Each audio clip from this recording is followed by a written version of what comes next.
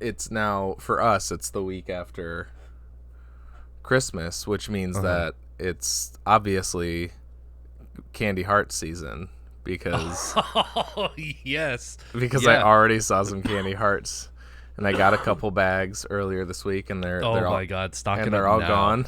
No, they're all Oh gone already. shit. Oh. This is the like couple months. They're extending the time, so I have more time to put my probably not just my dental, but just my overall health in danger. Yeah, I haven't been to the grocery store in a hot second, but they do seem to be pretty on top of that. Like I feel like, you know what, actually, I feel like within the last week or so I have seen some like Valentine's Day candy stuff out like near checkout lines. Like it's already creeping in. There was a whole like display at the one that I went to. Yeah. Do you ever get like the little like Necco like chalky candies like in the off season, or is it just the candy hearts? Are you saying like just like the regular Necco candy, like the rolls or whatever? Once in a while. It's not something that I normally go for. The candy hearts that I like are Brock's though, different brand. Yeah. I mean I like Neckos, but not in the same way that I like candy hearts by any means. Okay. And it has to be that specific candy heart. Like I've had a lot of people like get me a box of, like the sweetheart or something like that. I'm like, no, that stuff's fucking trash. It's like once you have like Jelly Bellies going to just like those generic like I can't even think of like what the texture is on those like normal jelly beans other than just like I don't know, it's gelatinous almost. Yeah. Yeah, like, I mean that's probably like what Jelly it is. Bellies. Yeah, Jelly Bellies are like there was craft, there was intent. Yeah. These other jelly beans are just hard Jello clusters. Yeah, Jelly Bellies earned their place as like the prominent the prominent stance in the jelly bean field that it has. Do you want to know what my favorite Jelly Bellies are? Is it I'm just gonna this is the one that's like everybody's favorite, but I hate it. Buttered popcorn. No, it's not. Although I'm okay. I'm okay with the buttered popcorn. I also really like the toasted marshmallow. That's a good one. That's a good one. But you know what? And this might be from the Harry Potter ones, but dirt. What? I really like the earthy flavors. I don't know if I've ever had that one. I think there might be like one that's like cut grass too. I have had that one, and that's not bad. Yeah, but like the dirt, the Harry Potter dirt Jelly Belly. You'd probably like venison Jelly Belly or something like that. Yeah. Oh, man. The vomit ones though. Oh yeah, those ones are the absolute worst. Yeah, there are some nasty ones. We did they're like the same color as the Tutti Frutti, except for like you got to look for like the kind of brown specks. Like the Tutti Frutti is colorful, but they're both like that same shade of pink with like the specks of color, and it's like 50-50. It could be Tutti, could be Vom. Yeah, that's why they did that.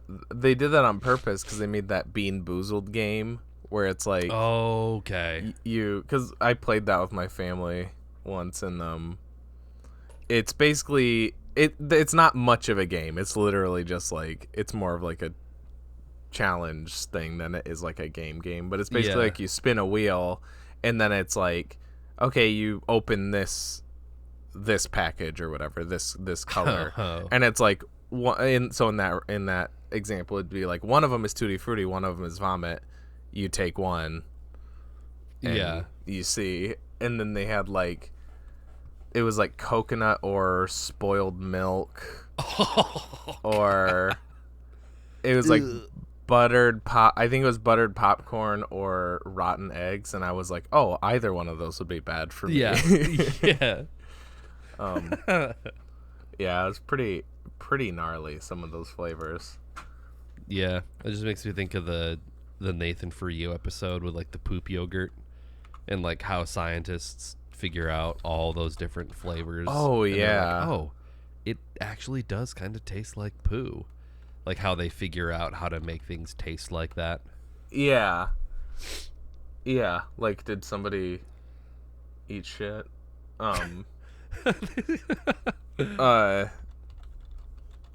Yeah, and it's funny because like every time that's brought up, I'm like, there's, I was like, but you there is a morbid curiosity of like, I kind of want to try that, but then like there's a few people in the episode who do that, and it like everybody's like, their reaction is like, yeah, it doesn't seem like it's worth it. It doesn't seem like it's worth it. The curiosity is. Welcome back, people, to There Will Be Duds. This is episode 81 of There Will Be Duds, and I am your co-host, TJ, aka J-Spot Jack Cheese, and with me as always, I'm Nick, aka Dr. Funk on Twitch. And as always, well, you might not believe it, but we watched a movie this week. It happened again. Yeah. That movie being Carnival of Souls, from 1962, directed by Herc Harvey. It is a pretty spooky movie. It follows a woman, a church organist, who, after being involved in a car accident, where she was the only survivor,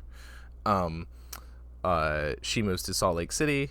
She gets a job being an organist at a church, and she starts having visions of ghouls, as they're kind of credited, but primarily a ghoul kind of haunting her here and there, and you know, the visions become more frequent. She starts to kind of become more paranoid and freaked out and stuff, and yeah, and there's a carnival of sorts. There's a carnival of sorts, and yeah, this is kind of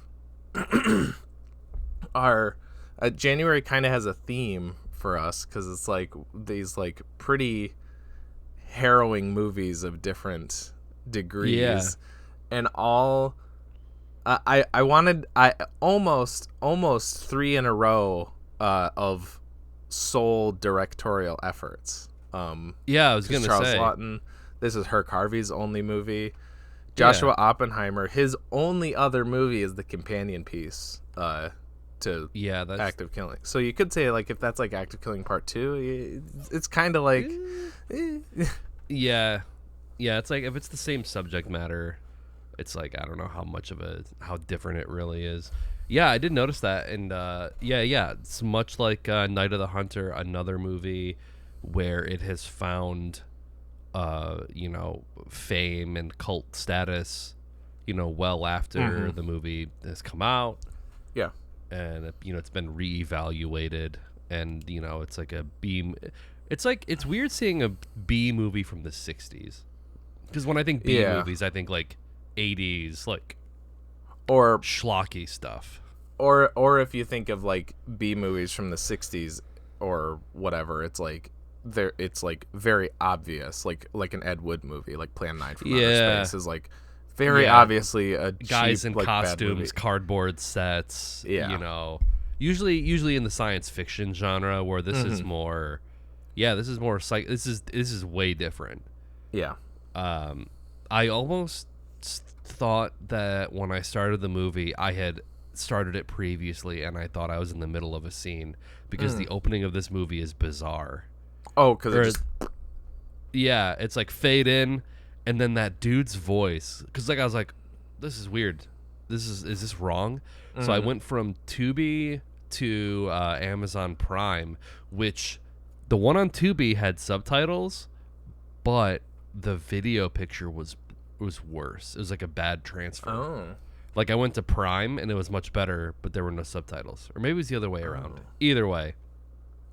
But it starts out with like, he's like, hey, get your foot on the gas pedal. Who we got over here? Yeah. And then I went to the other video streaming platform, and it started the same way. So I was like, all right, I guess that's just how this movie starts. It just felt very off kilter. Yeah. Like usually you get like establishing shots of literally anything, because it's like I feel like, you know, we compliment movies when we're like, oh damn, it gets right into it. This is like the speed run version where it's like, this is my start the movie instantly any percent run, and it just boom it goes. Yeah, it's kind of like it's thinking about it now. I think that's how like Ungrateful Dead starts. It's like just like the car pulling up to the house. I don't think there's any shot before that. So we did a unconscious like homage to Carnival of Souls. Yeah, and that is our sole contribution so far. Yeah. Yeah.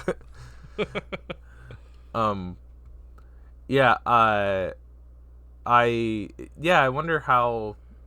I'm interested to see how it looks on those, because I watched it on HBO Max, and I actually was going to comment on how, again, for a low budget B movie, it looks really nice. So I bet. So I did see that it did get released on Criterion, and it got like a upscaling. So I'm assuming the one on HBO is probably that transfer. So that's what I was probably thinking. A little bit better. Yeah. It's very clean and like very, very crisp, and it looks really nice on HBO. Again, for like what it is. It's like there's some close-ups where you're just like looking at people's faces for a few seconds. I'm like, wow, you can see you can see everything. You can see their pores and shit. It's like, it's very nice. And that's why, like, man, film is just it. When you see like a good like film transfer like that, you're like, oh, yeah, digital kind of sucks. Yeah. I mean, that is something that maybe it's subconscious, maybe it's not, but I do feel like I've noticed that going from like watching something, even on HBO, it's pretty good. Mm-hmm. But it's like, sometimes we'll pick out a movie to watch and it'll be something that I have. So like I'll pop in the Blu-ray player and I feel like it sounds better. It looks better. Mm-hmm. And it's like, these streaming services do a pretty good job of, making stuff look good, despite the fact that it's like digital streaming. Although I did see somewhere that like on Netflix's server end, they like put a degree of film grain on their stuff. And I don't know if it's like for bandwidth issues, but I did see somewhere that it was like a chart. It was like Netflix and then your TV, and there were lines. And I saw, I could be misquoting this, but from what I read, it's like they put a film, like a grain layer on their shit, like when you watch it on your TV. Weird. Netflix is fumbling so many bags right now. Like they want to get rid of like password sharing too. Yeah. Which it's like, you're just shooting themselves in the foot. Yeah. But like speaking of faces, the lead actress, Candice Hilligoss, a very, very good facial actor, I guess. Yeah. Like the way her eyes kind of dart around, it's very expressive, because like I feel like a lot of her performance is just like sort of being silent and taking in everything that's happening around her. Some of those shots were pretty neat of her just kind of reacting to things. Yeah. Which like she wasn't in a bunch of shit either. Yeah, no. Like this movie, like maybe two others, and then I don't think really nothing else. Really any of these people were, because, I mean, this is like not like if Ungrateful Dead blew up, obviously. Like $30,000 back then is, I mean, we didn't even have $30,000, so $30,000 is, a lot more than we had regardless. But it's another little kind of snapshot movie, really kind of its own, because like you're not gonna see any of these people in like anything else really. Unless maybe the only thing I could think of is like maybe they made like little cameo appearances and stuff after this became like a cult movie. I don't know. Right. I saw something kind of cool that I liked hearing about was that the director was able to, he was still alive for like when this kind of turned and like became a cult movie or like kind of became more popular because it kind of like Charles Lawton, he just never made one because of how like not well received this was at the time. So it's kind of cool that he was able to, you know, see it get the attention that, you know, it deserved or whatever. Did he die before the remake? I didn't even know there was a remake. Oh, there's 1998. Yeah, and it's, I think the only thing that has in common is the ending, like the, you know, she wakes up. Or you mean the Owl Creek Bridge? Yeah, everything else, I think it's played much more like a dumb like late 90s horror. But the dude who plays John Linden is in it as a cop. Oh, nice. See, that's what I meant. 2 like, credits. Nice. That's what I kind of wondered if any of them, like, you know, were in, just kind of like how you see like Tommy Wiseau and Greg Sestero and shit because of their status in that movie. Right. Huh. Interesting. Yeah, it doesn't look good. The cover looks awful. Yeah, it's got the girl from the Saw movies, the girl that's in like the reverse bear trap. Yeah, Angela maybe is her name in Saw. I mean, I'm not totally sure. Oh yeah. I could be totally wrong. Yeah, I do think I would agree that she's good at those facial reactions, but I felt like acting otherwise kind of in general was, I think that's where the movie like falters for me. At least like dialogue is can be there's some bizarre lines, pretty like clunky and weird. And also like hold on. Okay. Yeah. Yep. I know what you're gonna, yeah. Pardon my back. Yeah. I'm just writing down what you said. I wrote that one down because it's so bizarre. You'll excuse my back, but I wanted to get some of that written down. And it's like so broadcasting the later, you know, the part where she's in the doctor's office later and it's the man. Right. The director. Yeah. Yep. It's like so obviously like a foreshadow for like that scene. Yeah.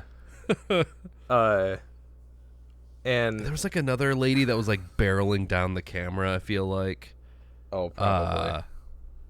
It wasn't, I think it was the first scene when she's like playing the organ and there's just like a church lady who's in there and she's just like just like everyone in this and it's like I you know, I don't think at the time they were like doing it ironically, you know, like they weren't, you know, just be weird because we're just being weird, right? Like I feel like they probably wrote it pretty straight because again it's like so low budget, you know, they were like, yeah, all right, this works, just do it. Yeah, there's bits about it where I do kind of question the intent of the writing, because like, I mean, for instance, the main thing is Mr. Linden, who is like, he's like ultra I wrote him down. I said that he's a greaser, capital letter nice guy.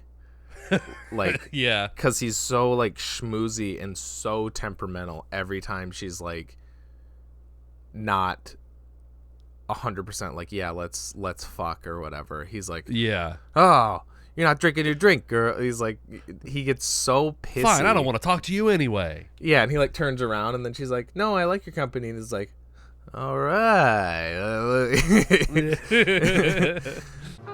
But maybe you want to be alone, huh? I'll leave you alone if that's what you want. I like being with you, really I do.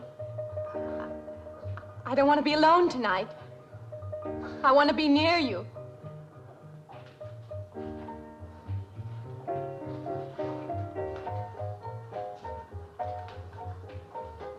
You mean that? And it's Yeah, like it's back like- and forth with that guy. He's such like- yeah, he's such a like pissy little bitch. Yeah, easily the creep. I mean, he played that character well, I would say. Yeah, I mean, yeah. It was. I mean, that's like the first, because I was watching this movie and I'm just like kind of taking it all in. And that, yeah, my first two notes were about him. I was like, creepy neighbor, and then, hey, toilet coffee. Yeah, He's like, I make the coffee in my own room. yeah. It's like, oh, cool. Um, And then he's like, he uses the whiskeys. He calls it like germ repellent because he like doesn't Yeah. clean his coffee mugs. yeah, something like that. Yeah. And then, yeah, speaking of that, like stilted dialogue, I don't know if it's like a 1960s-ism and it means something else, but he's like, hey, something about like, I got turned on last night, or like not to get turned on again. I was like, that's probably not the right thing to say. Yeah. Unless turned on means something else in 1962. I don't think it does. There's is that when he brings her the coffee? Because there is a line where I was like Jesus, this guy's he's a nice guy. Because he's like, it's when he comes in the room with the coffee, and he's, instead of saying like, oh, sorry if I was a bit forward last night, or Yeah. sorry for like barging, he's like, oh, you're in the wrong. Hey, I guess you took it wrong last night about me coming to your door and all, huh? You didn't like me being here last night, but that's okay. I forgive you. That's basically how he says it. So, He's the kind of guy that would be like, you're not going to leave me with a heart on, are you? Like, yeah. like that kind of guy. Yeah. So like that character makes me think like, okay, he's so over the top, like forward. I'm like, I don't think they're, I think that like, the writing is aware that this guy's like a creep and very like forceful and weird. But then there's scenes where like she's at the drinking fountain after the first little like Yeah. lapse out of reality thing she has where she's like invisible, blah blah blah. She looks up, she thinks she sees the man, Right. and then she like runs, and like the like doctor guy, but you don't know who this is yet. At this point in the movie, he's just like a random passerby. He like grabs her, and she's like, no, please, it's that man. And he's like, what man? And then the guy's like, I was just standing here or whatever. And then I was just standing here to get a drink. yeah. And then the doctor, she's like trying to like get away again, and she's like, oh, I thought it was him. And the doctor's like still holding her, and he's like, Yeah, please, hysteria won't do anything. And then Yeah. after she like calms down, he like puts his hand around her waist like casually, and then he's like, let's go to my office. Da, da, da. It's weird, and I'm like, is the writing purposely like making these guys like all these dudes, Like, are they trying to do like a commentary about like sort of like not being believed as a woman and like, Yeah. the predatory nature of like men and like gender roles in the 60s?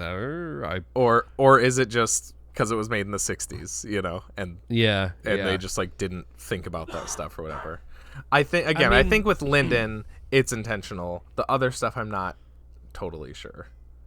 Yeah, it might not necessarily like make a statement about that issue, but I do think maybe because it's not like reality, it is designed to like scare her and be unsettling and unnerving, that like they're doing it that way because this is all a spooky dream and no one believes her.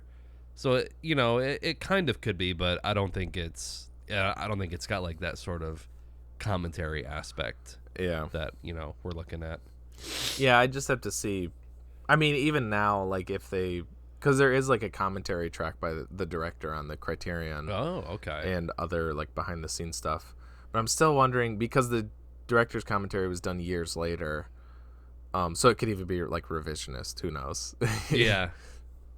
I don't know. I'm not trying Tommy to. Wiseau, the Passion of Tennessee Williams. Yeah. A new black comedy. I'm not trying to cast aspersions on the director or the writer. Yeah. But yeah. I'm just, it's a little unclear to me from watching the movie.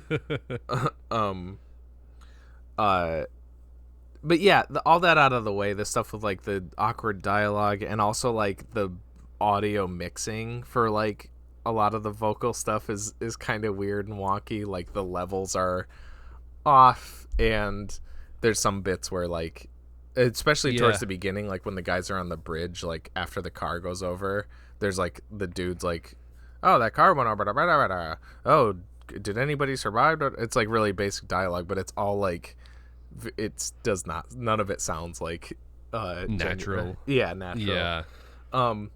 But on the flip side, where this movie really shines is that atmosphere. It's I kind of found myself thinking of Night of the Hunter in the way that it uses like lighting and shadows and just it really like lets you sit with these. There's a few scenes of just no dialogue, like when she first goes to the pavilion by herself, and it's like, I don't know. Yeah. This movie is not even 80 minutes, but it spends like, I don't know, maybe like 3 or 4 minutes of her just walking around this thing silently, and you just hear the music, and it's really cool. That's like one of my favorite scenes in the movie, just because like it looks really pretty. It looks really nice. Again, maybe you need to watch the like Blu-ray, the upscale transfer. No, I mean it looked good. From the Tubi one looked better than the Amazon Prime one, which is so strange. But that is weird. But yeah, and I think it's pretty effectively creepy. There's some cool, the way that it depicts the man. There's some cool effects like with him in the car window.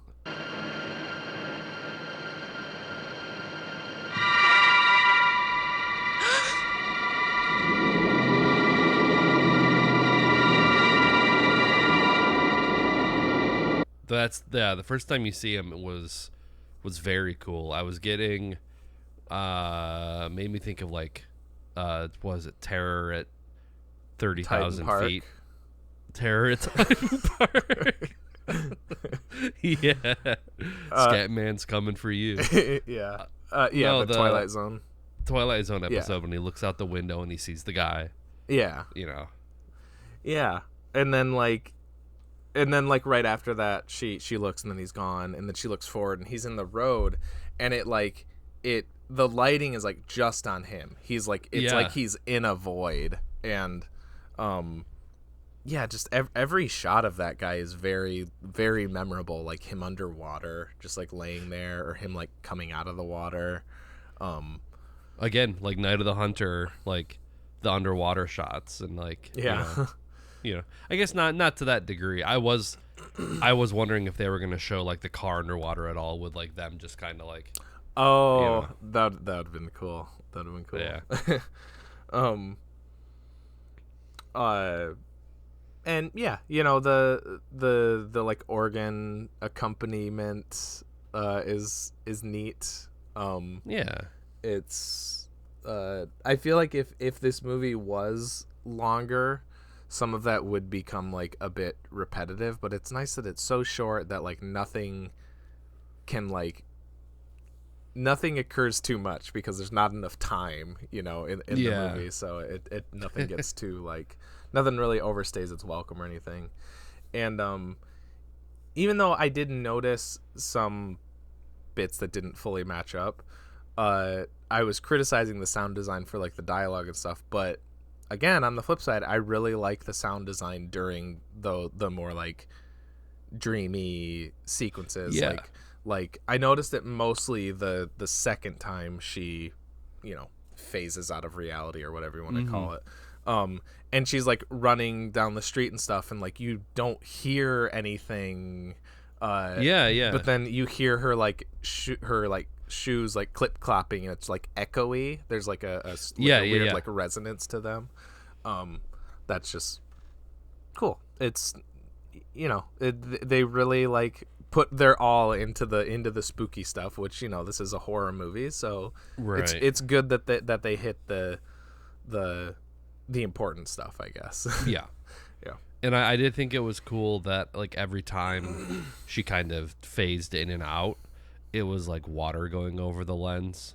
Like, oh, I didn't even think of that. Like, because I like she's that. Actually dead. I thought Or of in it as purgatory. yeah. I thought of it as just a generic sort of like doodly doodly doo, like kind of like a wavy sequence, but no, I like that a lot. Because like I think when you pulled this, I looked it up, and unfortunately I did see they're like, considered a modern retelling of an occurrence at Owl Creek Bridge. Mm-hmm. So I was like, okay, well I know how that ends, so I'm gonna go ahead and venture a guess that like this whole thing is actually going to be, one of those, snap like last life flashing before your eyes kind of things. Which, I mean, going into it and knowing that, it was fine. But that's what made me think of like the water transition effects for like those little out of bounds, sequences. Mm-hmm. I was like, oh, okay. And if they intended it to be that way, maybe not. It could have been just generic. Like, how do we demarcate that it's different now? Like, oh yeah, we've got this effect. Just do that. Yeah. But I like thinking that it was like water, because I feel like there was another scene. And this, it might have been blinking you miss it. It could have been just film grain. But I thought one of the scenes when she's back at the apartment, that like she kind of comes down the hallway and you can see water leaking from the ceiling. It was like a blinking you miss it thing. I couldn't tell if I actually saw it or not. But I thought, I thought they were going to like start slowly adding in more like water elements until she's eventually like drowning, and then it's like that's when you realize it. But dang, that would have been cool. Yeah. I'll skip around it again and see if I can see that. I think it's after the bar scene with her neighbor. Okay. Like I think when they're I think they're like darkly silhouetted, like walking into the hallway to get back to her apartment, and she rebuffs him again. Okay. The other thing that I wish that they would have done, made me think of like, I was almost thinking of like Spirited Away. Like and they kind of do it near the end, but it's like as she's walking into like the derelict, carnival, that it would like light back up, and she'd just be like standing there, and then out of nowhere it would come back to life with all like the ghosts of the people there, like running around and playing carnival games and doing all that kind of stuff. Yeah, but also, it was low budget, so they probably could only really do so much with it. Yeah. Yeah, that is kind of a cool parallel I didn't really thought of. Yeah, there's a shot that I loved at near the end there of I don't know why it just stuck with me, but it was just a close up of her. But it's like you can tell that they shot it as it was like getting dark, because it just has like a natural like shaded effect to it, and it's just one of those like silent reaction shots of her. But I think it looks so nice. There's just a lot of nice shots in this movie. Fuck, what were we just talking about? I was gonna add something to it. Spirited Away, water effects. I think it was. Oh yeah, that was it. The occurrence at Owl Creek Ridge thing. So I didn't know that, but almost immediately I was like, "This is an occurrence at Owl Creek Ridge." I think it's very. it's very maybe I knew there was a twist. Maybe that was it. Okay. I was like, oh, it's supposed to have like a twist ending. So maybe I had like the slightest bit of like knowledge or whatever. But yeah, I think the movie is like kind of obvious if you are aware of the story or know there's going to be a twist or something, because the way that the scene starts is like, or the movie starts, is that they're doing a drag race against these boys. They go crash over the side of a bridge and go into the water, and then you get the title sequence, and then it's like however long later, you have to assume minimum 10 minutes later, minimum. Yeah. But probably longer, because I'm pretty sure the bridge has been repaired. Yeah, no, you're right. Because you can see that, the boards are different and stuff. So let's say minimum 30 minutes later, there's people like, oh, where's the car? Oh, let's, we need to start search efforts. And then she comes out of the water. Was she underwater for a half an hour, or was she laying on that sandbank for a half an hour and nobody saw her? So it's just the way that it's done. I'm like she's fucking dead. What's going on right now? So I was like, yeah, I kind of like was thinking that anyway. But yeah, it didn't really. Well, I feel like there's a couple lines. There's a couple lines where they're like, oh, with the current and that sand. Like, they kind of made it sound like the current was just going to take the car further downstream. So that's kind of how I saw it in my head, was like, but did she come out, like, right under the bridge? Like, on the sandbar? Pretty close. It's like she's at the end of a sandbar that's, like, and then she, like, walks forward. And then the guys, like, that sandbar connects to, like, land under the bridge. She's maybe, like, 50 to 100 feet downstream, I would say. Okay. Yeah. Okay. Yeah. I don't know. It's like, well, yeah. I think about. Do you ever put yourself in like dangerous situations in your head, and then you're like, how would I survive this? Yeah. Yeah, definitely. Like, because I was thinking about that with like a car going in. I think what you're supposed to do when a car is underwater is, I think you're supposed to wait for the entire car to fill with water. Yeah. And then escape, because otherwise you just have pressure. Yeah. Well, what was that? I said I learned that from Mythbusters, because they do. Was it from Mythbusters? Yeah, because I think it was just like, can you escape a car underwater or whatever, or something like that. And yeah, basically it's, you have to. Well, I think their windows were open, maybe. Yeah. So they could have swam out. Maybe the idea is that, like, when they hit the water, they all, like, got knocked out or something. Yeah. But yeah, if the windows are rolled up, if the car is, like, sealed, you're supposed to let it fill up, so then it equalizes with the water pressure outside, and then you should just be able to just open the door. Because otherwise, if it hasn't filled up inside, you're, like, fighting against all the water pressure outside. So, yeah. Yeah. The other kind of like thing I had with that in particular, the Owl Creek Ridge aspect, is so how the movie ends is she goes back to the carnival, or the pavilion thingy, and she's chased by the group of ghouls, and they surround her, and then that's the last you see of her. And then it goes to the doctor and the priest with some cops. Yep. They're down at the beach, and they're like, oh, her footprints lead here, and then they just disappear. And then you cut back to Kansas, and they're pulling the car out of the water. Boom, she's dead the whole time. So why did they have the scene with the guys at the beach with the footprints if, like, did none of that happen, or what? Because if this was just in her head, if this wasn't an occurrence at Owl Creek Ridge, those people don't exist anymore, right? They're kind of, it's after the windfish has woken up at the end of Link's Awakening, It's like if the windfish woke up and then they still had a scene with like Marin and her dad at the end or something. It's like, no, they're not there anymore. She's dead now in her fantasy too. She's gone. So why is there this scene where they're like, oh, she was here and now she's gone? It's like it's trying to do two things. Is that purgatory? And then maybe her fate was finally sealed. Maybe, and like all those other people there in that realm are just like waiting for their own fate or something. Be, yeah. It could be. But then again, like she would disappear out of their reality too, which makes you believe that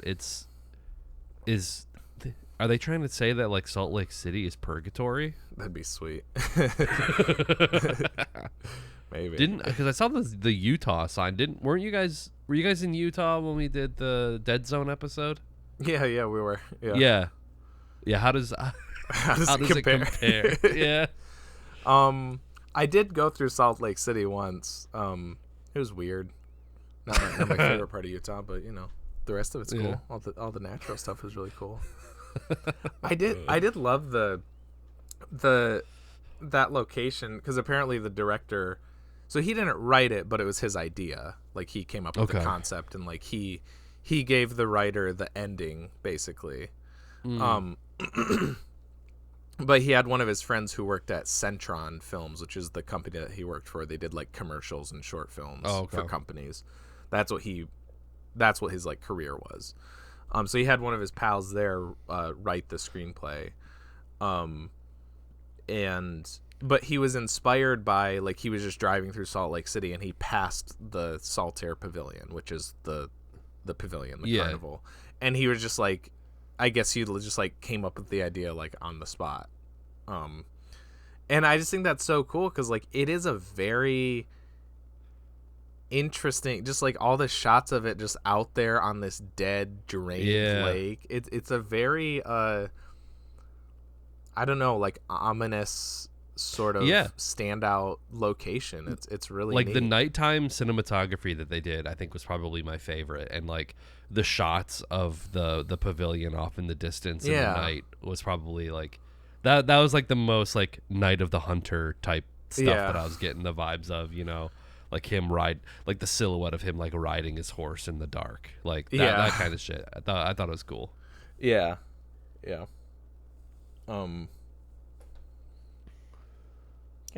And it was cool that like a lot of it was just like, I mean, like it had to be like on location because they just like didn't have budget. Apparently they like, because normally they do the I forget what it's called, but like in old movies like that they would do if somebody's in a car, they do the like rolling screen behind them. They're just like sitting still, but they like actually shot them driving for real, and you know what, it looks better, like but they for real, but they had to like design like a rig for it for them to be able to film the car scenes because of that. So for them it was like a workaround, like, oh, how are we going to make this work with our low budget? But it's like, but it looks better for it, like, right. Have I told you about the Instagram account Shitty Rigs? I think you'd like it. You should follow them. But it is exactly that. Like they're not shitty rigs in that like they're it's shitty rigs in the sense that like we need to get this shot. How are we going to do it? And it'll be like videos of people like taping together poles with like a microphone attached at the top, like bent in some weird angle, so that's how they get the audio. Or like they'll find a way to put the camera on this thing and then they'll get like ties and tie it to something else and like put it outside the car. So that sort of like innovative filmmaking using whatever you've got on hand to try to achieve something is like I love that shit. Yeah, me too. That stuff's really cool. Like I've seen as a tip for like to get sort of a steady cam without buying like a $1,000 gimbal. It's like you take like a paper bag and then you cut out a lens hole in the bottom of the paper bag and you put the camera in it, and then you hold the paper bag like that and you walk with it, and that it sort of creates a, you know, it steadies it a little bit. Interesting. So it's just like little tips and tricks like that, but it's called like shitty rigs. I love it. But anyway, I love hearing stories about like, okay, well, we didn't have sets, we didn't have this, we didn't have that, so we kind of had to go out and improvise. And it's like then guerrilla it's like, filmmaking stuff. Yeah. It's, I don't know, just because like that's kind of how we've always done things. Yeah. I appreciate it that it looks better by just going out and doing it, finding a way and making it happen. You know? Yeah. And I don't know if you looked at any like the budget stuff with this, but just like the cost for some of this stuff it's like, how did it even cost $30,000? Because it's like they're like shooting in like the department store that was guerrilla. They just like asked some of the employees or whatever, and they were like, yeah, that's fine. They rented the Saltaire Pavilion for $50. They were not charged by the city of Lawrence, Kansas to do the car crash. That was probably a decent part of the budget, was the car. I'm sure they trashed a car. They just had to pay for the bridge repair. That was the only thing, and it was $12. $12. Yeah. They actually damaged. That's so cool, though. Yeah. They actually sent a car over a bridge. Yeah. That's so cool. Yeah. I mean, I bet a lot of the budget was probably paying people, like score, acting, if you're counting like that, all that stuff. Yeah. But the fact that they did literally everything on like a no budget, and then they only needed the money to pay people, that's cool. That's sick. Yeah. Yeah, it is. Yeah. $12 for the repair. Well, yeah, you know, you could take the car over the bridge, I guess. Just, you know, just repair it. Like, okay. He gets out his checkbook. He's like writing a check for like $1,000. And he's like, all right, how much is that going to be? And he's like, I don't know, $12. And then you watch him just like pull the check out of his checkbook and crumple it and throw it away. He's like, I like, you know, he hands him $12. Yeah. I know. I knew I liked Kansas. Yeah. I wonder if that's why, like, that scene after the opening credits, the bridge has like already been repaired. I wonder if like he wanted to leave it open to make it seem like it was more like immediate after the accident. Because it is a little weird, because like the cops are questioning the kids in the race, so it seems like it's right after. But then like in reality, I'm like, I don't think that they would prioritize like repairing the bridge over like finding the first. All right, guys. First things first. Yeah. Get this. We can't have this happening again. Yeah. So that makes me think that like they shot those on different days, and the city was like, you got to fix the bridge though. Yeah. Something like that. That's awesome. Yeah. Okay. Are you ready for scores? Huh? Yeah. Yeah. Okay. I think it's your turn. Yeah. I'm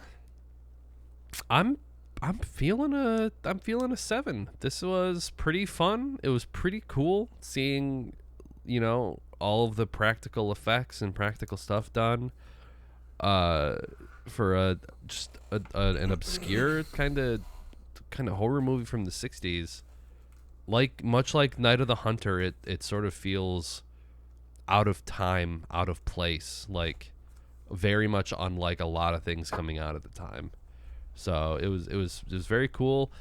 The dialogue was, you know, like you said, a little stilted, a little weird, but I think that adds to like the sort of B-movie charm to it. Yeah. Which, you know,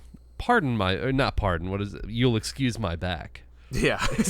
That's like mistranslated like dialogue in a video game. Yeah. It's like, that's kind of how everyone spoke like NPCs from like a very heavily translated like Japanese to American game. Yeah. Which is fun. I like that. It's funny. Yeah, 7. Herc Harvey almost sounds like another one of those baseball names. Yeah. uh, What does an American name sound like? Herc Harvey. It is kind of a cool name though. I did kind of like it. Yeah. Well, surprisingly, my score has not changed in the 2 months since I saw this movie last. I went with the 7 as well. Nice. Yeah, it's pretty much what you just said, and like what we were saying. It falters in certain aspects, but I think it hits the important stuff for something like this. It's short and sweet. It's I feel like if you don't know what an occurrence at Owl Creek Ridge is, or like you've never seen something like that, I feel like this would be like, whoa, the first time you hear that story, it's like, wow, that's awesome. So if it was your first time experiencing that, that'd be cool. That'd be like a bonus. Yeah, just I love these little little movies that could sort of thing. Yeah. It's special because of how like low budget and how kind of off the grid it was. I guess it doesn't have the legacy. It still isn't like as mainstream as something as like Night of the Living Dead or some other like contemporaries. Yeah, but it's definitely this would be a fun one to throw on the rotation. Yeah. I didn't like. It wasn't a slog to get through, even though I watched it pretty recently. It was. Yeah. I had more. I enjoyed it more for how recent. I like it being a 7. Like before, I was like, okay, I wasn't like, am I gonna be like a little more bored with it watching it so soon? But no, it was still good. It was still solid. And I just noticed on the Letterboxd page, the poster, which I do have on the stream too, but like on the poster, you see her dead in the car too. It's like if you're looking for it, it's like the hand drawn or like hand painted. Yeah. One. It's her like, and then the man, and then a car, and her in the car in the water. Yeah. Oh, I was going to say about the poster. It's so funny that on the poster, the girl looks nothing like her. Oh, yeah. Yeah. Like throughout the entire, I mean, it's, that's the 60s, whatever. They got to get asses in seats. But throughout the entire movie, she's dressed pretty modestly, like the whole time. And yet, like on this hand-drawn poster, they do the thing that I think they did with like Evil Dead. They're like, no, take her strap and move it down her shoulder. That's sexier. And like they do, and I feel like you can even like see her nipple peeking out from like the top.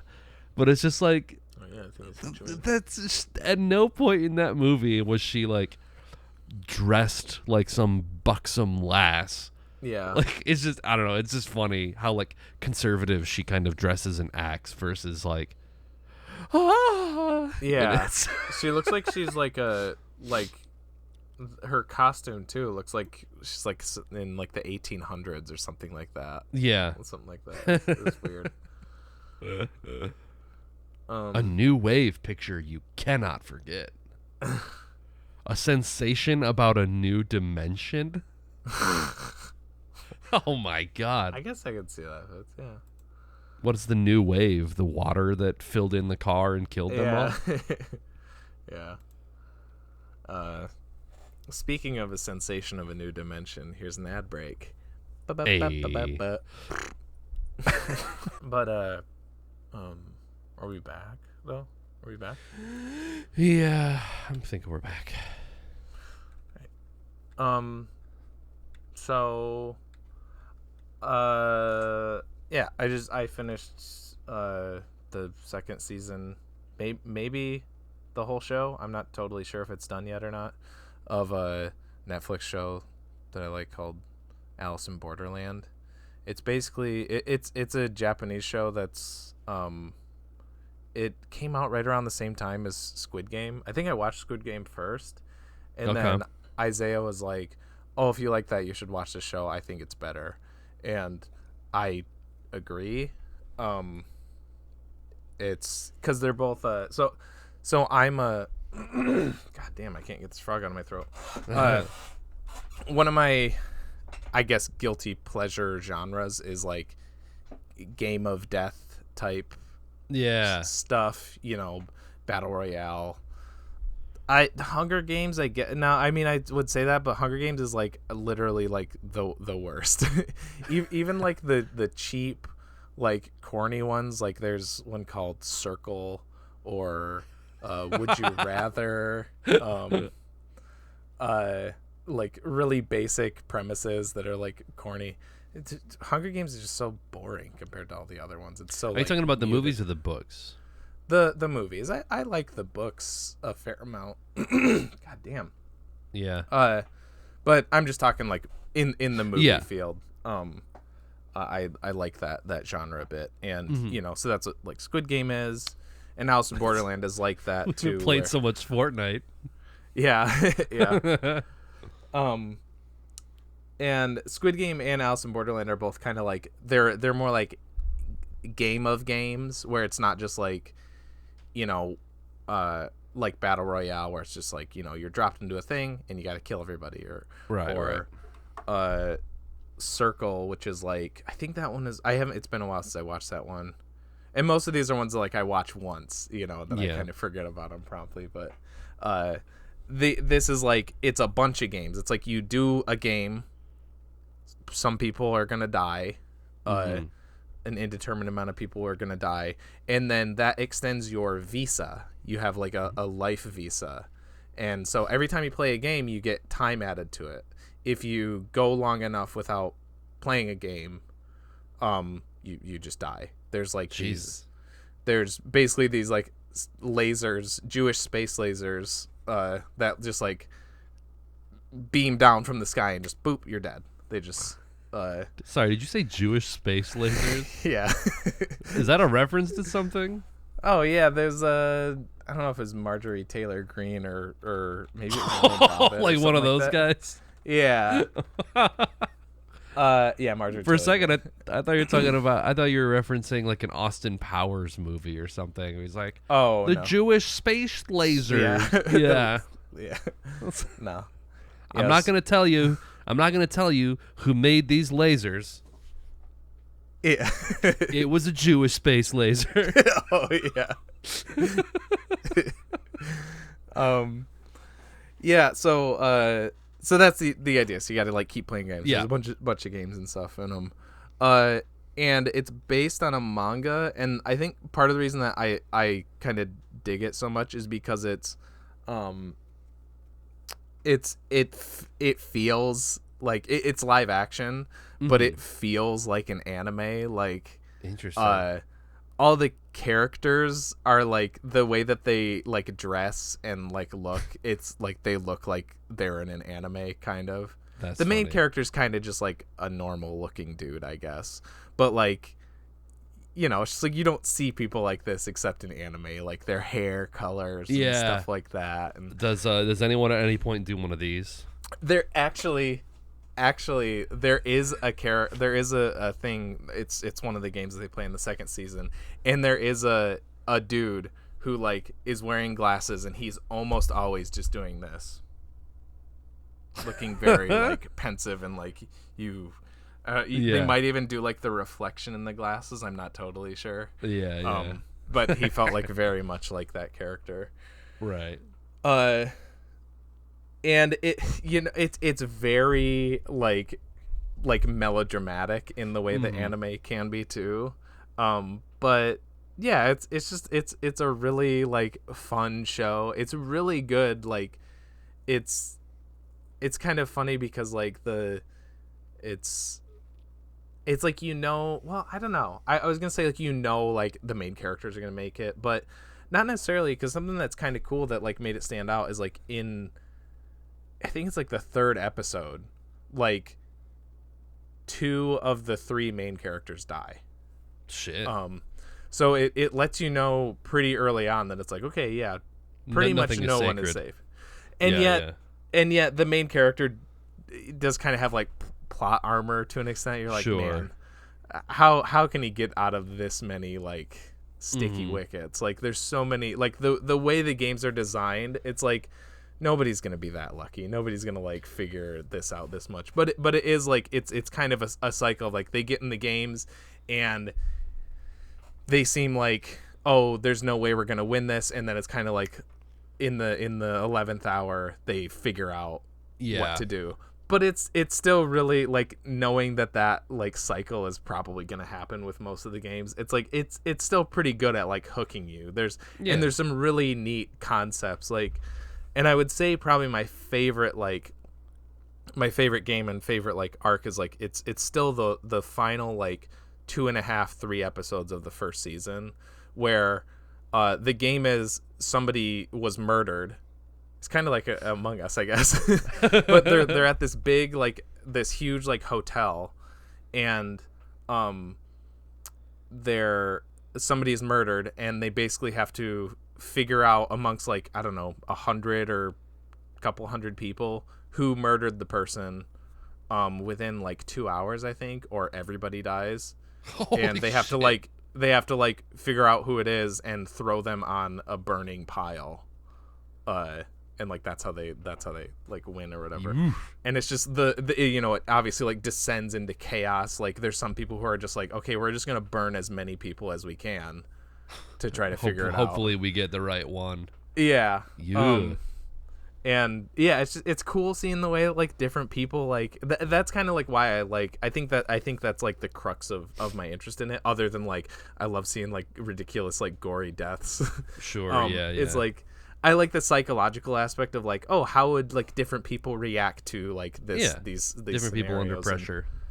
And that's just like a really good example of it. But the second season's it was really solid too, and the way that it ends, I was like the whole like last episode, I'm like, okay, this is the series finale. Like I wasn't sure going into it. I was like, okay, this is the ending. And then it gets to like it's like the final frames of the final shot, and you're like, oh wait, it might not be. Oh. And I'm not sure. They may have been doing that to be like, if this is our final, this is how we're gonna do it. Yeah. But if we get greenlit for more, we gave ourselves an out. Yeah. Okay. And I looked up like based on like the manga. I didn't read the plot. Also, it's kind of hard to. I guess it's not like a super popular manga, which is kind of weird that it's got a Netflix show, I guess, but because it was kind of hard to find like really specific like any like plot details.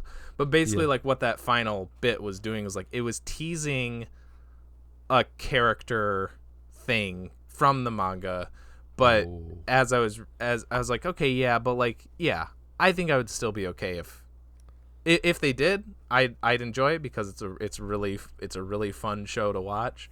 But yeah, if they didn't, I think I would be okay with what it is now. It's nice, just 2 seasons, 8 episodes each, really short and sweet for a TV show. Yeah, fun stuff. Gets silly, but gets pretty tense too. Like the first game of the second season is they have to do. It's kind of hard to explain, but it's like a point system, kind of tag based sort of game. But then like the leader of the opposing team is he's like a nudist, so he's just naked the whole time. So that's kind of what I mean. There's just like random shit like that, and he's just hanging dong the whole time. Yeah, I mean you don't see it. You see his butt a lot, but okay. No dingle. That is wild that like there's 2 Netflix properties that came out in the within like a same kind of time period that are both about like surviving games. Although I suppose Squid Game is more like societal critique, I guess. That's more like definitely. That one is trying to be more like that. This one definitely is more just like these are games of death, and like how does there's a bit of people being like, oh, I learned something about myself playing this, or like now I like right in the moments before they lose a game and they die, they're like, oh, I'm finally like living life how I want to live it, sort of thing. Like I realize so there's a little bit of that, but yeah, as far as like social commentary, it not really. But I just think it's as corny and cheesy as it can be. I don't think it's as like I just think Squid Game is a bit like basic on the social commentary, in my opinion. So I don't really like care about that aspect of it. Yeah. And also I just think Squid Game is way, way, way more predictable in like every character is like an archetype that you've seen in like a million other things. Yeah. I still had fun with Squid Game because it's a game of death stuff. You know, like I said, I'm still a sucker for that kind of stuff. But I think like it's pretty basic. Yeah, people kind of projected onto it to make it more than what it is. Maybe. Yeah, maybe. Yeah, I don't know.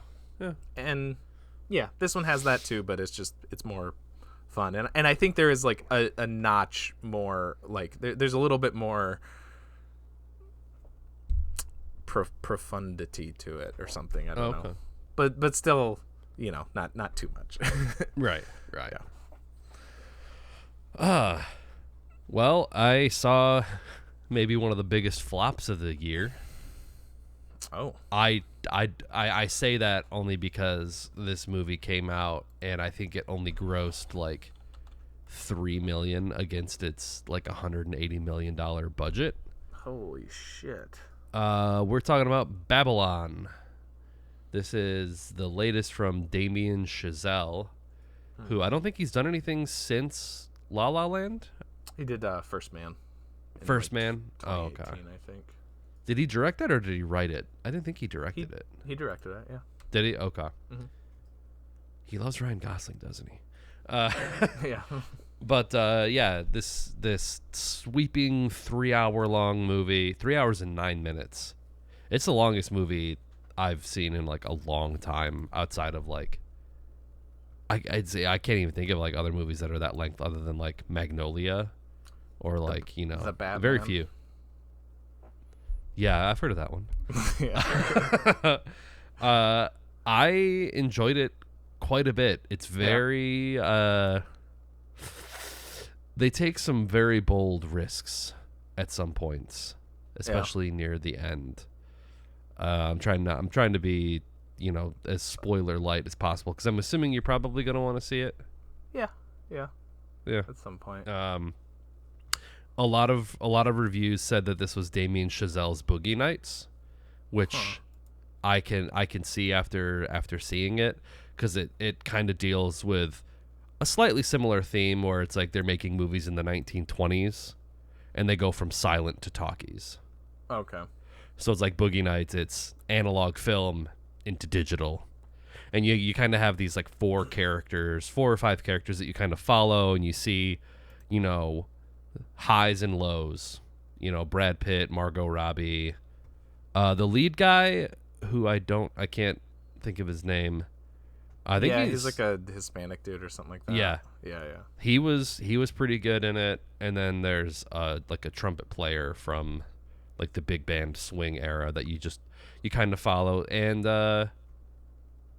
it was pretty fun. It was pretty funny. It was very raunchy too. Like when they talk about like the Roaring 20s decadence, they go in hard on like Roaring 20s decadence. Yeah. And go ahead. I was just gonna say, like from the trailer, it reminds me a lot of like Baz Luhrmann's Great Gatsby, like that kind of like. Oh yeah, I would say so. Feel, yeah. And it has all of the Damien Chazelle touches, where it would just be like something really sad happens to like a character. And then the transition is like dung dugga dung dugga dugga dung da da da, and it just switches right to like. I was wondering if that fucking song made an appearance in that movie. that one doesn't. I was like being, but you know, you could fit it in there if you really wanted to. Okay. Apparently, they do borrow music from La La Land. It's the same composer, Justin Hurwitz, but I haven't seen La La Land in a while, so like I wouldn't be able to be like, oh, I know where that's from. Okay. But, you know, I guess it does have some similarities. What else was I going to say about it, though? There are some cameos that are, they're fun. I mean, with the Boogie Nights comparison, like the Alfred Molina at the end waving his gun around in his underwear while a guy, like, lights off firecrackers. Yeah. I would say there's a comparable there's some comparable stuff to that too. So just Well, I know because he's in the trailer. How much is Tobey Maguire in it? Because he was like, from the trailer, he was like the most. They show him in the intriguing trailer? part. Yeah. I didn't watch the trailer. Okay. Okay. Is he not in it that much? He's in it near the end. Oh, so is he the Alfred Molina part that you were talking about? Kinda, yeah. Oh, okay. That's He it looks- though. He's just at the end. Yeah. Oh man. But it is a hell of a role for him. He Okay, is cool. he steals it. I mean, very much like Bradley Cooper and like Licorice Pizza, one of those. He wanders in, steals the show, and then is gone. That Tobey Maguire and Ethan Suplee is in it, who's the bully from Boy Meets World. Oh yeah. But now he's like, I know who he's he like, is. Yeah. he's jacked now. Yeah, I know. He's Yeah, yeah. but overall, it was a lot of fun. I couldn't rate it on Letterboxd. That's too much of a coward to like. I had to think about it more. It's like, was this messy? Yeah, but did it also have like a lot of heart, and it had a lot of moments where you're just like kind of fist pumping for the characters? Yeah. Yeah. So I don't know. It sucks that it's kind of like tanking in the box office right now because like, yeah, I had only heard about it like a couple weeks ago, like a few random people on Twitter mentioning it, and then I was like, oh, I didn't even realize this movie was coming out. I think people were saying that like the marketing for it was really bad, which apparently I didn't even know it existed, and then we went to go see it, and I'd recommend going to see it. Yeah. Makes me want to watch La La Land again, because like I saw that in theaters and I was like, that was pretty good, and then I saw it again and I was like much more lukewarm on it, but then again it was like 4 or 5 years ago, and I think I might have been more like irony poisoned and cynical then, so I was like, sincerity, that's dumb. So because Chloe's never seen it, so I think we might watch it soon. Oh, yeah. I've been kind of like, hey, we should watch this. Yeah, that movie's great. That and Whiplash are both Yeah, great. and I really need to see Whiplash. I thought First Man was good too, but not on the same level as those two. Yeah. So, but yeah. I mean, yeah. I've liked all of his movies so far, so I'll check it out at some point. I would say see it in the theater if you can. Yeah. I mean, the whole thing, I think that was one of the big criticisms of it was like, oh, great, here's another movie that's, waxing poetic about how great Hollywood is, and like, oh yeah, this guy sure does. But it makes you love the art of like making movies. Yeah. Like Yeah. you see like those big set pieces of like, those big epic battle sequences from movies from the 20s with like 100 guys in a field with like swords and shields fighting, and like those big sweeping epics that you look now and they're kind of quaint from like the 20s, but it's like pulling all that shit off is like insane. Yeah. And it like it makes you kind of reverent for those days of movie making. Yeah, I mean, I'm a total sucker for that shit. But I think it's more annoying when like that's what like the Academy always praises. Yeah. It's like, yeah, I love that I think stuff, but like it's not like the best stuff of the year. And I think that's where a lot of like people's misplaced anger is. It's like, yeah, the Academy jerks themselves off over like reverence of Hollywood, but Damien Chazelle is not the Academy. He likes it because it's cool. Yeah. And it's definitely not like, it's not there to like jerk off the Academy. Mm-hmm. Like it's not an Oscar bait movie at all, I don't think. Neat.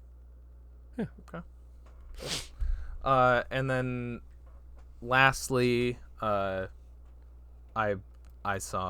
watched last night immediately after Carnival of Souls. I watched This Place Rules, the from Andrew Callahan from Channel 5 All Gas No Breaks. Yeah. his like is like it's basically a feature film version of one of his YouTube videos.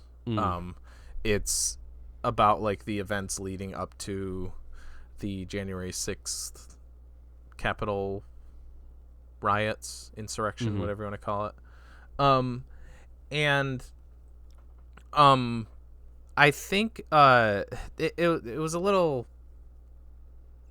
like I ended up like giving it a 7 on Letterboxd because like, I saw your review of it last night. Did you? Okay. Yeah. I think it's really entertaining because well, if you read my article or my review, I'm probably going to repeat myself.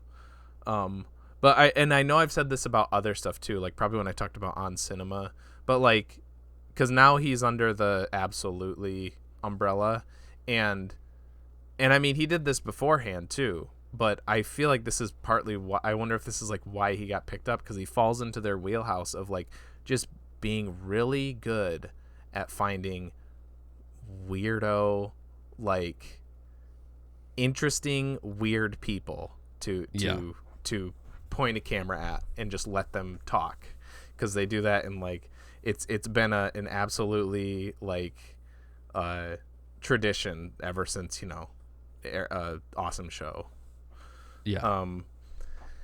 And yeah, like it's really entertaining from that aspect, like just finding like these weird people. Like it opens with these two Florida guys, one called Gum Gang and the other one called Joker Gang, and like how they like started a feud on Instagram and it ended in like a boxing match. And then Gum Gang lost, and then he's like talking to the camera afterwards. He's like, yeah, you know what? He's like, I lost, and it's funny because like leading up to this, they're just like he's talking about like he's like hillbilly Instagram or whatever, and he's like how he I'm trying to think of like some of the examples. Like one of the things he did is like he made a bong out of a largemouth bass, and like he smoked out of a largemouth bass's asshole. Like he put the pipe in the bass's asshole. Like that's one of the like stunts that he did and stuff. And this dude rules. Okay, I'm down.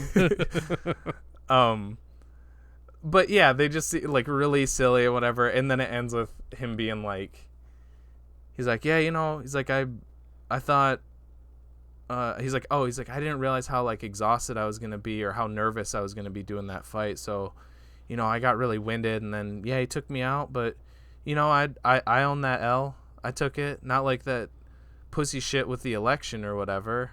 And then it like that's like what leads into like, and then it goes to Andrew, and he's like, no, he's saying like, I'm not a bitch like the people who said that the election was stolen. Oh, he's saying I accepted my loss, unlike interesting, Donald Trump. Oh, okay.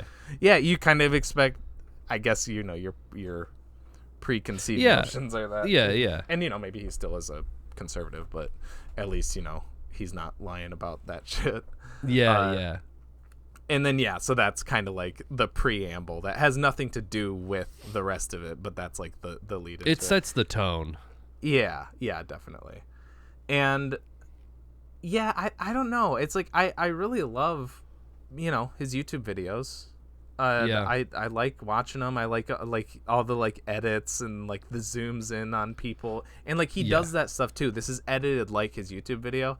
I just feel like if you're doing a feature film, you just like step it up. There should be like, more polish. Yeah, or something. I didn't like the feeling that I was just like, you know, there's people who make hour and a half like feature length commentary videos on YouTube, and this kind of felt like if he had just made a feature length YouTube video. It's just he got a deal with HBO. And like the presentation, and like he does like commentary every now and then too. Like Andrew himself is like a talking head, like, you know, sitting in a chair talking to the camera, and he'll like kind of input every now and then, like, oh yeah, and then after this we went to this riot or something like that, or after this we went to the Million MAGA March and da. And it's very like basic, and I don't know. Again, in my review, I compared it to like the Netflix documentary machine that I despise because they make the same kind of documentary over and over again. And like this wasn't quite that bad, but it was like giving me like notions of that sort of like trying to Netflix, make a hip, cool, fun documentary. And we're trying to go viral. Yeah, maybe that's it. Yeah. Well, like the Netflix thing, it's like, what if we took a single Wikipedia article and spread it out over 8-hour-long episodes of a thing? Yeah. It's like especially like true crime. True crime is like, it's so bad. There's so many of those out there. So I've always loved All Gas No Brakes. I watched all of those videos. Mm-hmm. I haven't really and there's no reason why. I just haven't kept up with like Channel 5 and like his output. I mean, I still like subscribe to the channel and like I see them in my feed, but I don't know. Sometimes I think I just naturally like resist cringy stuff. I don't know why. Like I don't really have a problem watching it, but like I'll look at it and it'll say something like QAnon gator mouth guy, and I'm like, this is probably going to be very uncomfortable. I don't know. I just, sometimes I just don't click on him. So I haven't watched his stuff in a while. Yeah. But, looking up this movie and like reading about it, and like people were kind of like comparing it to like, gonzo journalism, which I think to an extent is true. Like he's definitely putting himself in those situations, like, front lines. Yeah. But I think maybe what your review was kind of getting at, and like in calling it gonzo, I'm like, yeah, but like Hunter S. Thompson was able to like extrapolate meaning and make like broader connections about like the world and why people are like this. Where I feel like with Andrew, it's like he points a microphone and lets people talk. Mm-hmm. But it's like, okay, you can kind of watch it for just like the spectacle of seeing people being crazy. But it's like, does he really expand beyond that of like the larger machine that like kind of makes people like this, like the kind of systems in place that are like, why do people feel isolated and crazy and susceptible to the internet to start believing in things, and then they find community of other people that have also been like atomized and isolated and like made insane by the internet? Does he like go beyond?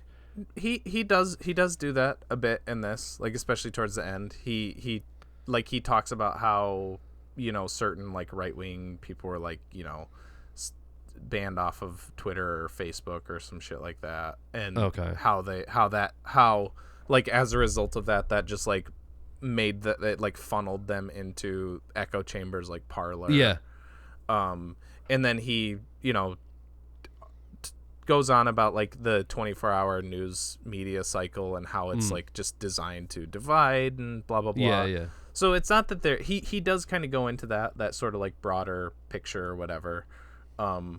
It's just, at least from my perspective, and I did give like credence to that in my review, that like if there's people who aren't aware of that and they watch this, that's good. That's a good thing. But it's just, for me, it's like there was nothing. You're like, yeah, new. no. There was nothing new. Yeah. It's like all my enjoyment was just like the ridiculous shit, like Alex Jones just being Alex Jones. I was like cracking up because I think he's fucking funny. Like when he would like work himself into a sweat as he's talking to people at the Million MAGA March, and he's like 1776. 1776. It's like, yeah, I mean, it's like, it's bad, but he's still just like really funny. Yeah. Yeah. And yeah, like there was some stuff, like some like instances where that were like nuts, but yeah, as far as like the broader picture, it's like it's not really presenting me anything new. But it's like, maybe it's not for me. Maybe the reason it's on HBO and like that's not just on his YouTube is that it's trying to kind of reach more people. So yeah, it's and you know, maybe making it that, whether this was the intent or not, maybe making it that more kind of like commercialized bubblegum sort of documentary style. It's like, you know, your average viewer is gonna enjoy that more than, you know, I guess like what I think the is wild like and crazy edits and like the more Yeah. niche stuff on YouTube. it's like, to like constantly grab your attention, be like, "Yep, keep Yeah. watching, keep watching, keep watching." right. So Yeah, I'll probably give it a shot. It sounds interesting. Like some of those all gas no brakes videos from like back in the day were like some of my favorites. yeah, Like the police riots one that he went to. The I think he went to Minneapolis. Like literally in the wake of like the 2020 like George Floyd protests and shit. And oh yeah, I remember some of those. one of my absolute favorite things that he's ever done was when he was like on that bridge with like the local news, and he's basically like, yeah, so are you guys allowed to go down in there? And the guy's like, yeah. He's like, oh, okay. Like basically like you guys are just filming from a distance and then like riling people up on local news by only showing the fire and the destruction and not like talking to anybody who's actually like doing it and why they're doing it. Because he does, because like I feel like Andrew plays it pretty straight for the most part, but like you can tell that this camera guy from the local news is like pissed and wants him to go away, and he just has the microphone in his face, and then he asks him, and he's like, yeah, we can go down there, but we're setting up the shot right now, and then Andrew just kind of does one of these where he's just like, yeah, like he looks at the camera like, yeah, like we got him. Yeah. And then it like cuts to him like inside of a burning Kmart. And there's the sign that says everything must go. And there's people running around with shit. Yeah, I'm still like in support of it because like I like Andrew. I like his the stuff that he has done. It's not like bad by any means. It's just, I guess I was just hoping for a little bit more out of him. Maybe more meat. Yeah, maybe that's it. But yeah, for somebody, if you haven't like seen any of his stuff, or you know, you don't already know that this country sucks, maybe check it out. Maybe you'll learn something new. But yeah, support him. He's a cool dude. He seems like a neat dude. Yeah. So next week is our dud week, and we already know what it is. When did we draw this one? We drew it as a fallback if Jeremiah wasn't able to come through with the last. That's right. So yeah, we pulled this. Yes. Yeah, so we pulled this a while ago. We're doing it now. Following our trend of horrific dark movies. Next week we're gonna be watching from 2008, directed by Jason Friedberg and Aaron Seltzer. Which unfortunately, unlike the other January directors, this is not the only movie they directed. Disaster movie. Which, you know, it's another one of those copycat like scary movie parodies, parody movies. Which this is the only one that I included of that ilk.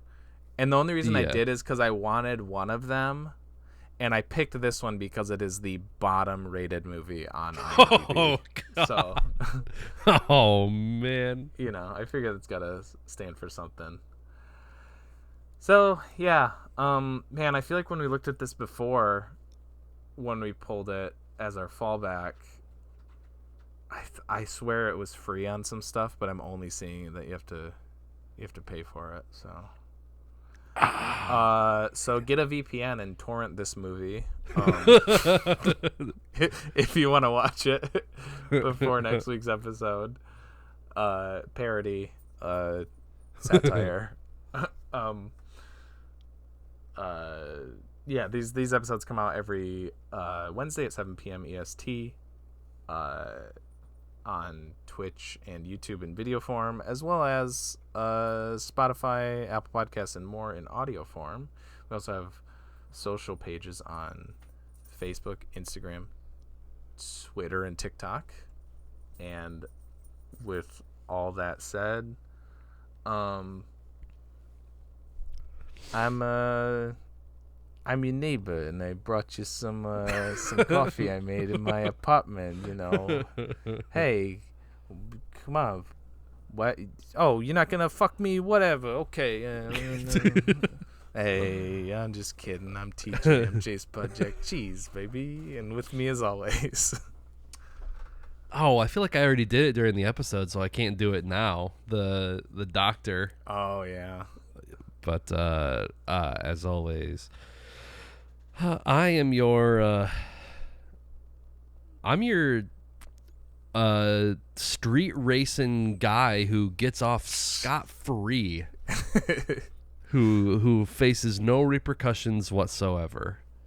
Nick, There's more of that Dr. Funk on Twitch. There's more of that casual 1960s misogyny. Yeah. All right, see ya.